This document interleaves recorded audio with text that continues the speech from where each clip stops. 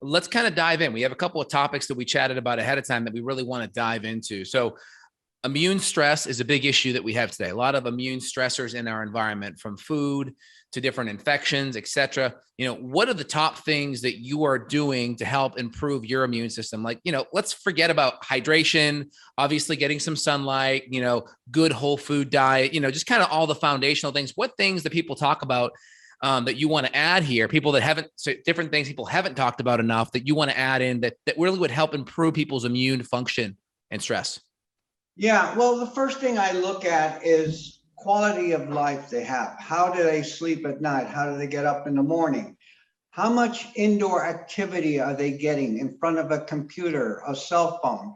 All these EMF is affecting our own system, our immune system. It's not able to function as well as we want to. So I just tell them to get out in the sun in the morning. Yep.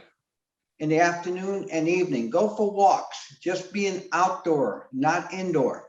We were trained to be outdoor most of our lives. Yeah. And our ancestors were outdoors. So we developed from the sun and from nature and from the ocean. And that's how we got here. And by ruining us by being indoor, we've changed the attitude of our DNA and RNA and how it functions. And that's why we're seeing a lot of people getting sick today.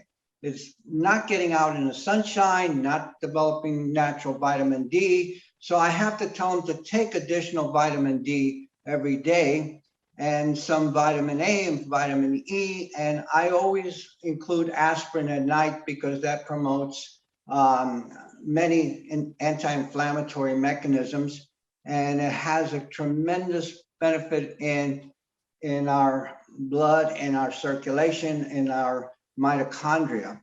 And the first thing I do is, because of my background, I wanted to know who we were. How did we get to this stage where we are today as humans? How did our brain develop? And that's important. And it was all related to 4 billion years ago, a mitochondria, an organelle bacteria called mitochondria that created everything and started the living systems, life on the planet Earth and plants. Everything is developed through this mitochondria.